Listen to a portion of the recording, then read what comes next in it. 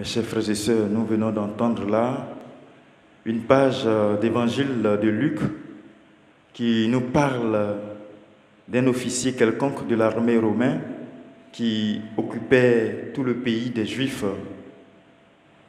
Et dans ce texte, plusieurs questions sont en cause dans l'attitude de cet homme et dans la réponse de Jésus. D'abord, il y a les rancunes habituelles entre Juifs et Romains, entre colonisés et l'armée étrangère. Ensuite, il y a le problème religieux. Tout contact avec un non-juif, comme celui d'entrer sous le toit d'un étranger, ces contacts-là rendent impur celui qui s'y est risqué. Il y a enfin, et c'est la seule chose qui attire l'attention de Jésus, la foi de cet homme qui attend de lui une guérison. Dans le dialogue qui s'engage entre eux, on s'aperçoit bien que le centurion est un homme humble. Il est humble au point de se sentir indigne d'aller lui-même parler à Jésus. On peut croire aussi qu'il est en bon terme avec les Juifs.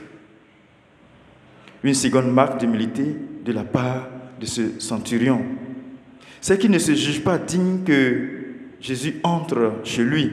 Du coup, il exprimait une grande foi en Jésus, sans le confondre avec un simple guérisseur.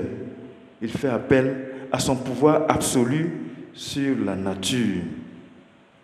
Dis seulement un mot et mon serviteur sera guéri. Mes chers frères et sœurs, la distance est grande entre le mérite, le droit que nous aurions sur Dieu et la pauvreté exprimée par ce centurion. Face à son impuissance, face à sa misère, il se tourne vers Dieu, celui en qui il peut voir réaliser la totalité même de ses besoins. Car il y a pour lui, en ce Dieu, comme une quasi-obligation de lui répondre et de lui accorder ce dont il a besoin. Dieu est Père, tout simplement, et il sait nos besoins.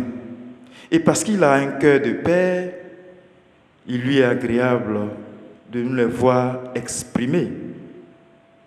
Mais alors, il attend toujours de nous une attitude filiale, une attitude faite de confiance absolue. Voyez-vous, un enfant attend tout de son père. Un adolescent, lui, ne fait que revendiquer ses droits.